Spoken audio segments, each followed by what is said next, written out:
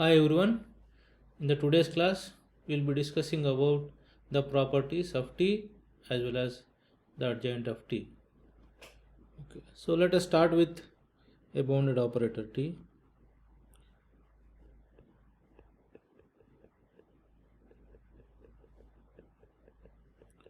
With this operator, we can associate two subspaces, namely the null space of T defined by set of all x in H1 such that Tx is 0.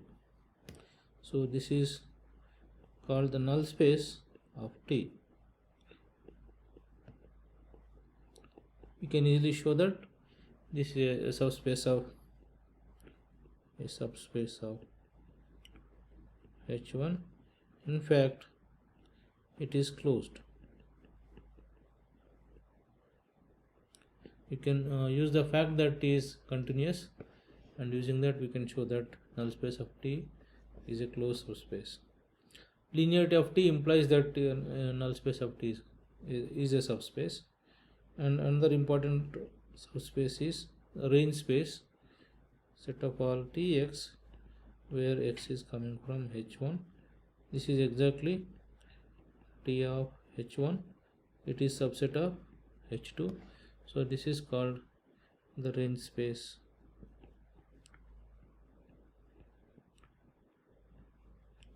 of T. So here also, because of T is linear, we can show that it's a subspace of H2.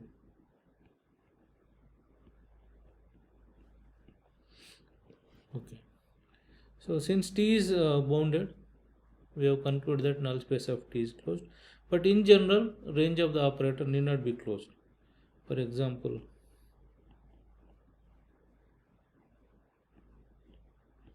range of T need not be closed.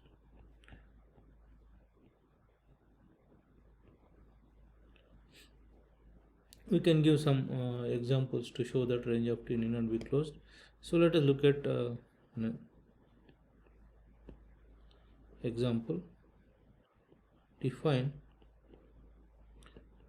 D from L2 into L2 by D of x1, x2, x3, so on is x1, x2 by 2, x3 by 3, so on for every xn in L2. We want to show that range is not closed. Claim is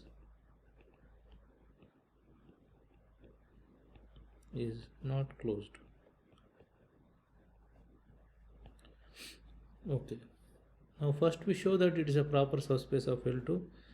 For example, we have this element 1, 1 by 2, 1 by 3, so on. This is an element in L2 but not range of D. If this is in range of T, if 1, 1 by 2, 1 by 3, so on is in range of D, there exist x as x1, x2, x3, so on in L2 such that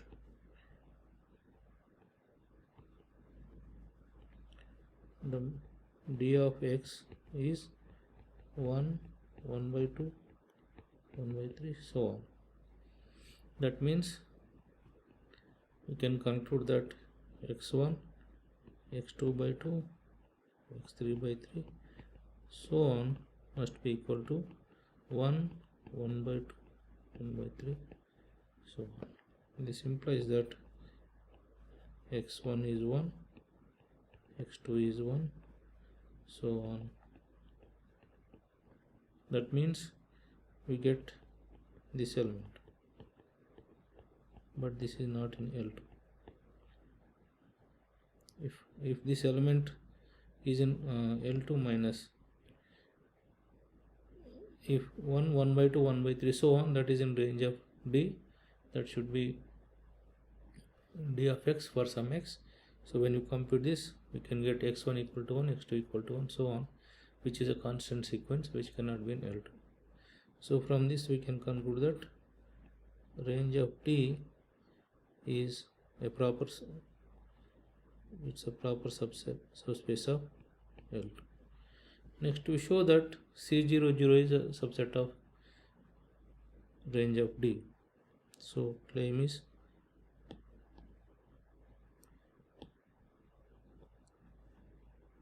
next claim is C00 is subset of range of D. So let us take one element, let x equal to x1, x2, so on is an element of C00. Then by the definition of C00, there exists some n or some k such that xn is 0 for all n greater than or equal to k.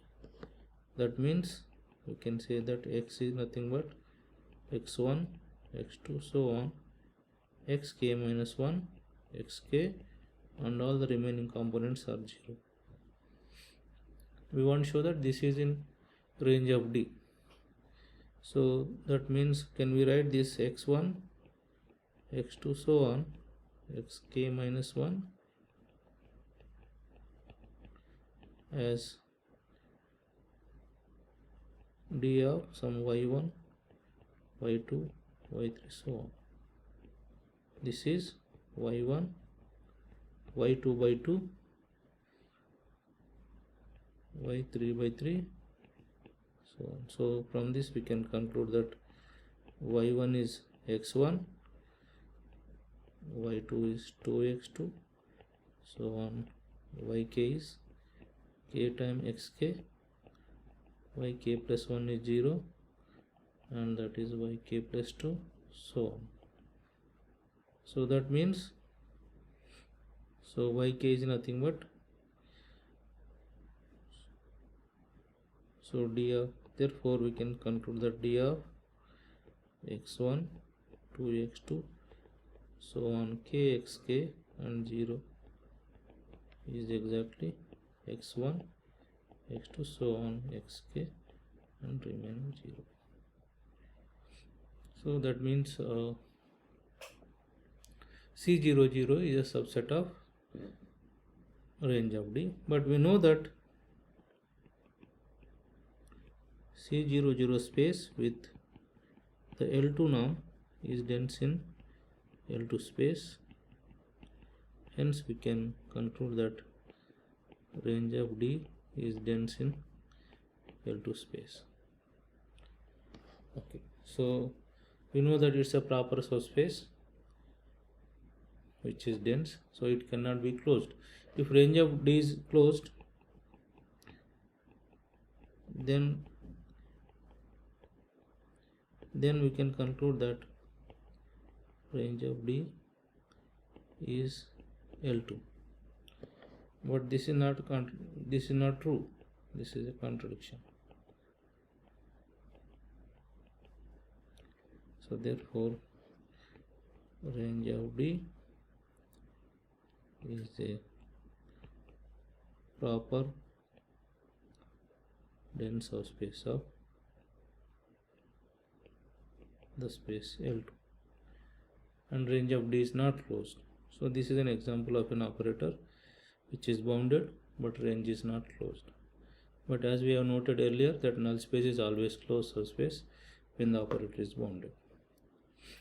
In fact, in this case, the norm of the operator we can show to be equal to 1.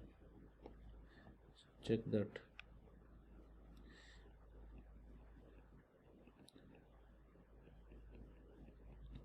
Norm of D is exactly 1. Okay. Now immediately we can ask the question that under what conditions the range of an operator is closed. Question: when is range of T closed for a bounded operator T? So before discussing this result, we need to discuss a few more results. Next we prove the following theorem.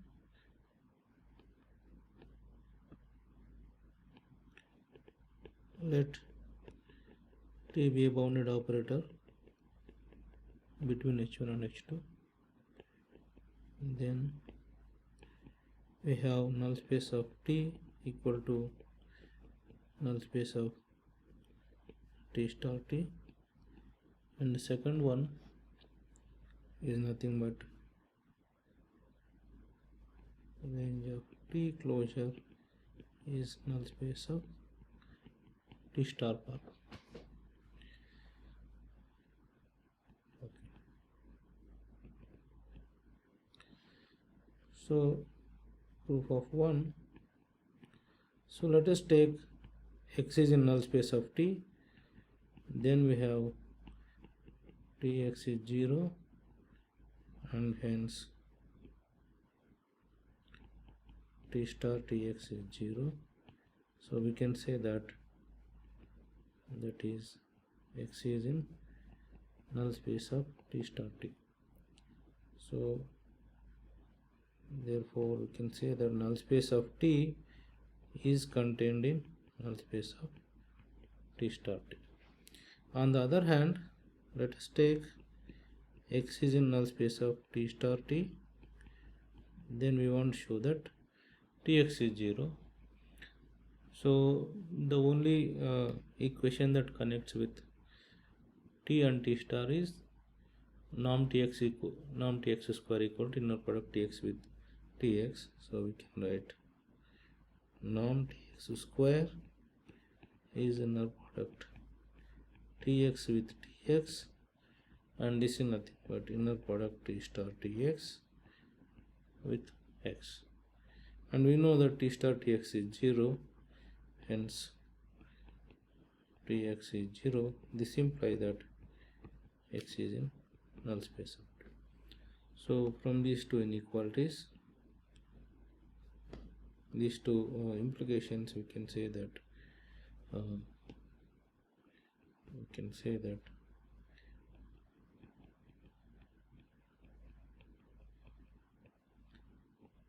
from 1 and 2 we can conclude that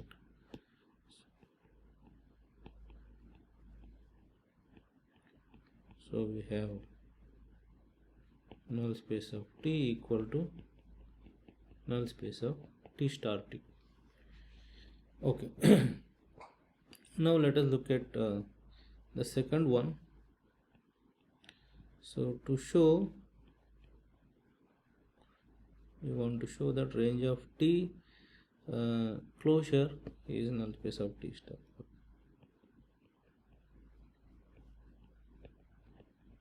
Null space of T star path. So let us take Y is in range of T closure. We want to show that Y is in null space of T star path. So let us take Z is in null space of T star. We want to show that inner product Y with Z is 0. So since Y is in range of T closure, there exists a sequence Xn in H1 such that Txn converges to Y as n tends to infinity. So let us look at inner product Y with Z. This is nothing but limit Txn inner product with Z by using the adjoint property. This can be written as limit n tends to infinity inner product Xn with T star Z, but we know that Z is in null space of T star, so T star Z is 0. So we have taken Y from closure of range of T and shown that Y is orthogonal to every element of null space of T star. So this implies that Y is in null space of T star, or we can say that range of T closure is contained in null space of T star path. Now to show the other way, so to show null space of T star per is contained in range of T closure, it is enough to show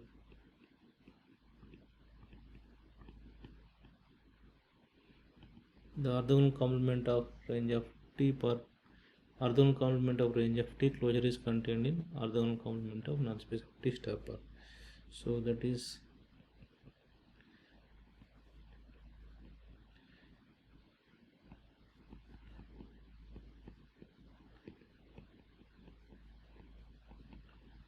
okay. So let us take Z is in range of T closure per, but we know that range of T closure per and range of T per same. Then we can say that Z is orthogonal to every element of range of T. That means we can say that inner product Z with Tx is 0 for every x in H1.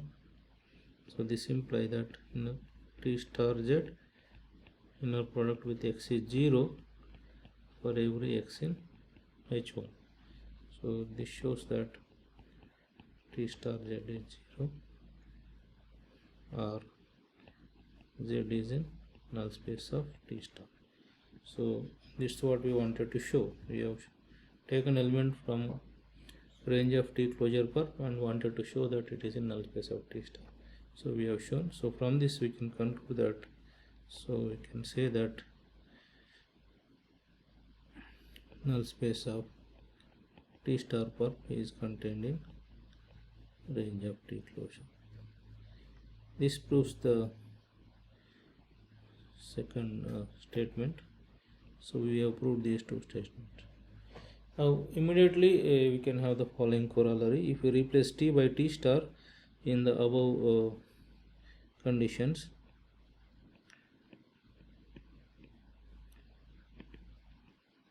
so let us take T is in B of H1 H2, then we can say that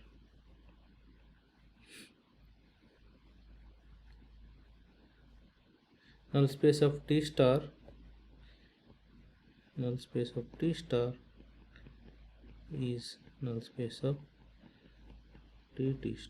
and the second one is range of T star closure is null space of T per. The proof is simple. We can only look at replace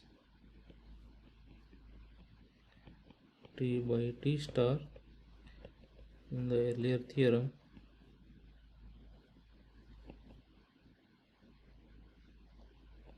and observe that T double star equal to T. So from this result we get, okay. One more important corollary we can make out of this is the following. Let us take T to a bounded operator from H1 into H2. Then we have range of T closure is nothing but range of T star closure, and range of T star closure is range of T star T closure. Again, if you are able to show the condition 1 is true, then we can replace T by T star and use the fact that T double star equal to T to get the condition into proof. So we have range of T closure is null space of T star per. This is by 2 of theorem, and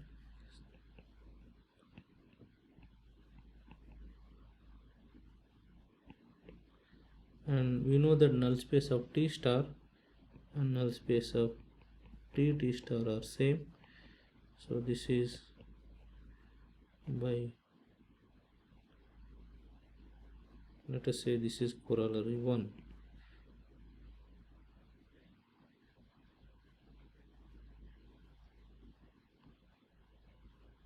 By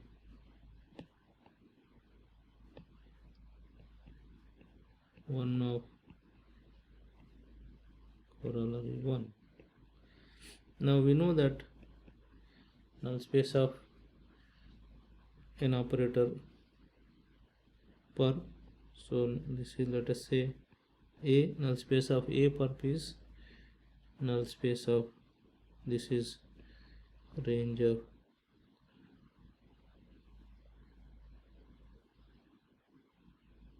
by 2 of corollary 1, null space of an operator per is range of adjoint of closure of range of the adjoint. This is range of A star closure. You take A as t star, but we know that A equal to A star in this case. So this is range of A closure, but A is nothing but t star. Okay, so this we are writing, we are defining A as t star. So from this we can conclude that range of T closure is exactly range of T star closure. Now to prove the second one, replace T by T star and use the fact that T double star equal to T. Okay. Now as again one more corollary, we can say that corollary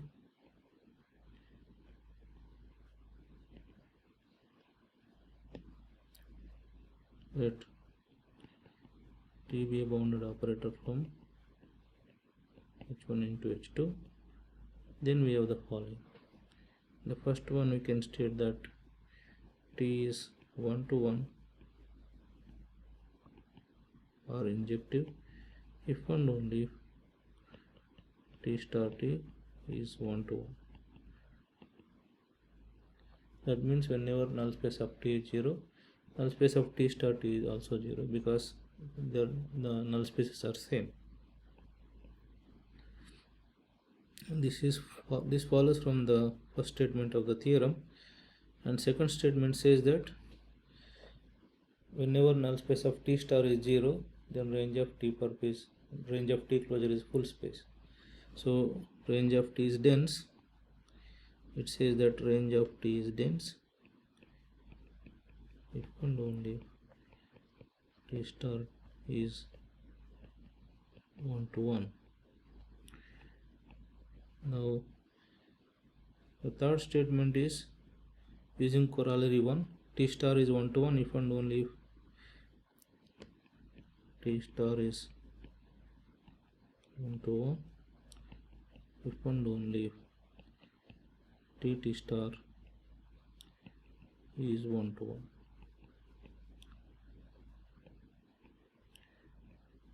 The fourth one is range of T star is dense in this is H1 if and only if T is 1 to 1.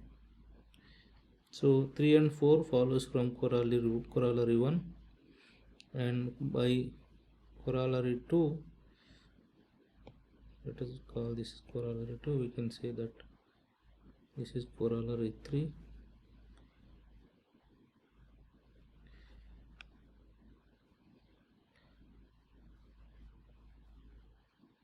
We can say that range of T is dense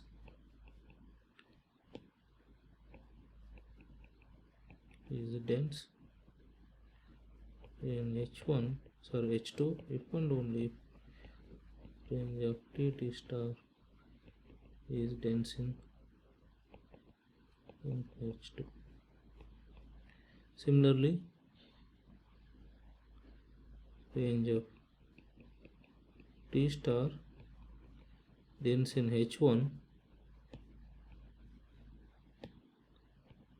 if and only range of T star T is dense in H1. Okay, we can get this many important results from the earlier corollaries. Okay, now we can ask the question, when an operator have a closed range? Question. So under what conditions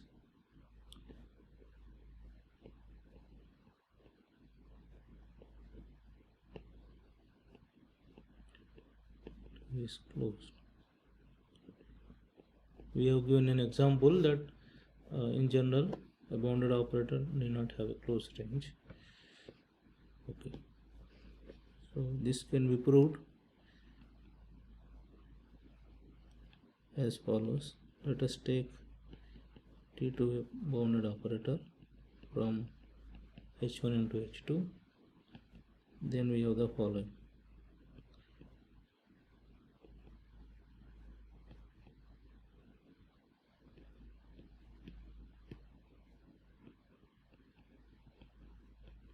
Range of T is closed if and only if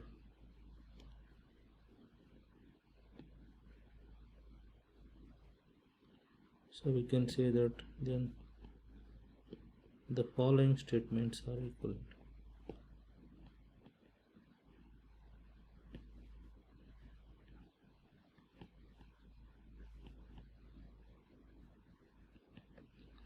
The first one is range of T is closed. Second one is there exists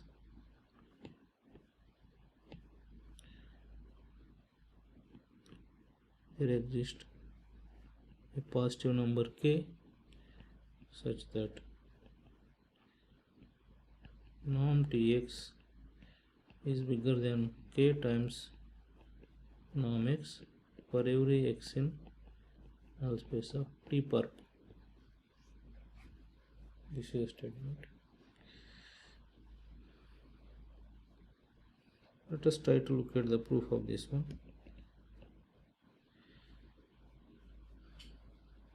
So let us try to prove 2 implies 1 first. 2 implies 1. So we are given that there exists a constant k which is positive, so that norm Tx is bigger than k times norm x. Okay, let us take an element y in range of T closure. We want to show that y is in range of T. Then there exists a sequence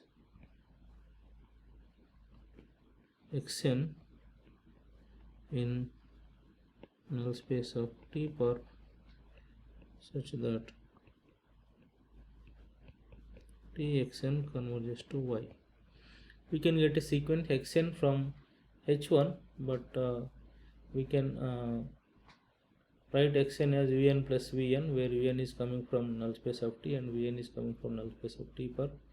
So we can actually get write down the sequence which we are getting from null space of T perp. That is enough for our purpose, because whenever we write xn as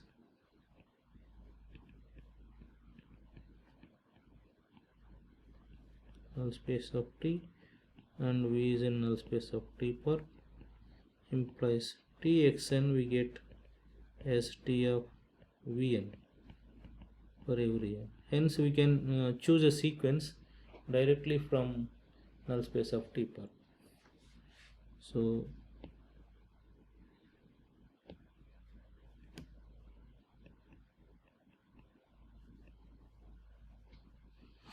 we can replace Vn by Xn and argue the result. Okay, now so we are given that norm of Txn is greater than k times norm xn for every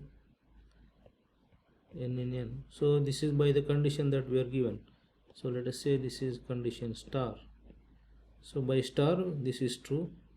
In fact, for n bigger than m, so we have norm of txn minus txm is bigger than k times norm xn minus xm.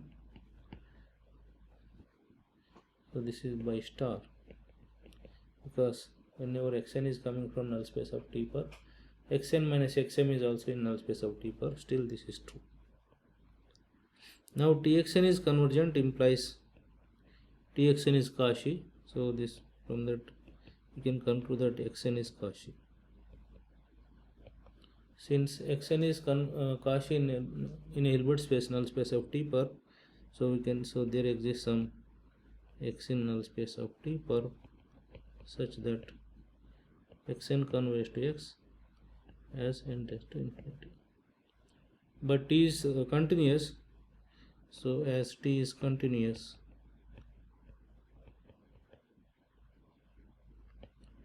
we have txn should converge to tx, but we know that txn converges to y. So we have started y with an element of range of T closure, and we have shown that y is of the form Tx, so that is in range of T. So therefore range of T and range of T closure both are same.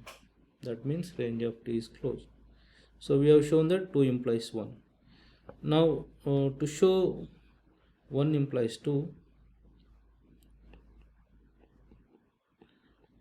so we want to show that there exists a constant k satisfying the condition in star. So assume that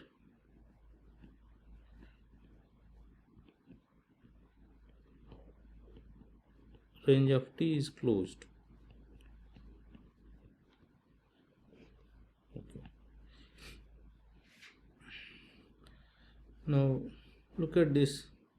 So let us write T naught as T restricted to null space of T perp. This is a map from null space of T perp into H2, but we can take, instead of H2, we can take it to be range of T. Now range of T is closed, that is also Hilbert space.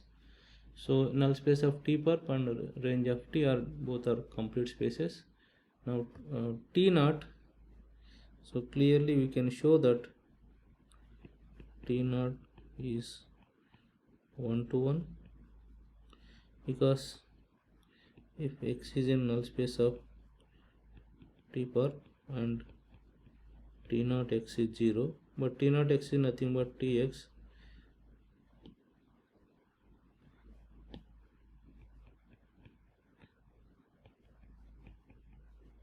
this implies Tx is 0, then x is in null space of T.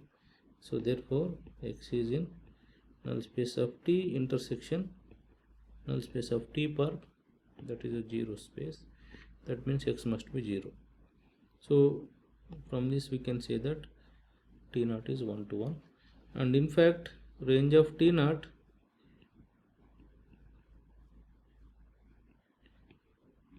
range of T, and that is nothing but T of H1. This is T of null space of T, direct sum null space of T perp, but under T null space of T goes to 0, and this is nothing but T restricted to null space of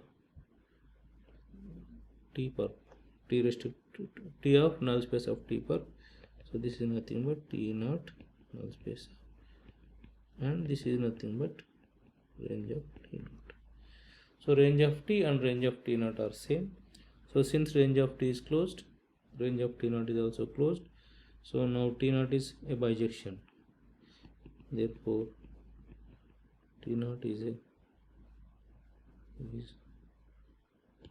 bounded. It's a bounded linear map and bijective. Hence by the inverse mapping theorem, inverse mapping theorem.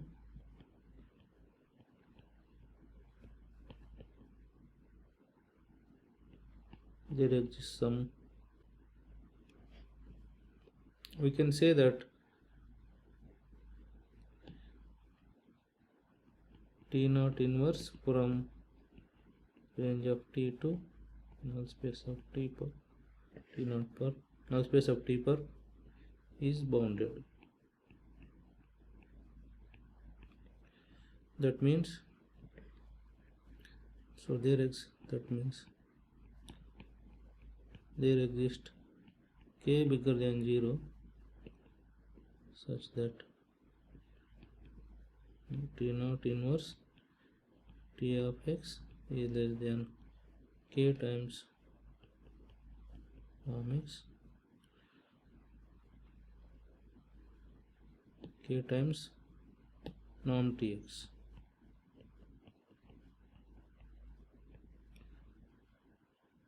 For all x in null space of T per. So this is nothing but T0 inverse. Whenever x is coming from null space of T per, T0 and T are same. This is less than k times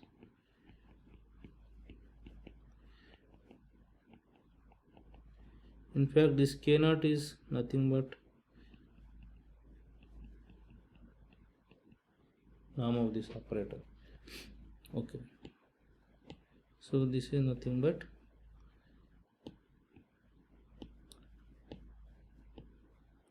this implies norm of tx is bigger than 1 by k norm x for every x in, okay, and this 1 by k is, let us say, our required constant. So let us say this is gamma. So here we can say this is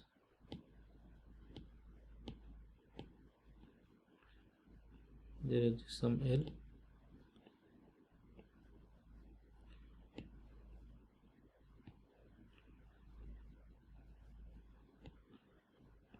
this is L, this is L, so this 1 by L. So norm tx is bigger than or equal to k times norm x for every x in null space of T per, where this k is nothing but 1 by L, which is strictly bigger than 0. So this completes the proof of 1 implies 2. So this is a if and only if condition, that this is a characterization of closed range operators. Okay, next we can ask the question, if range of T is closed, can we say that range of T star is also closed, and what more implication we can get from this result. So we'll be proving those results in the next class. Thank you.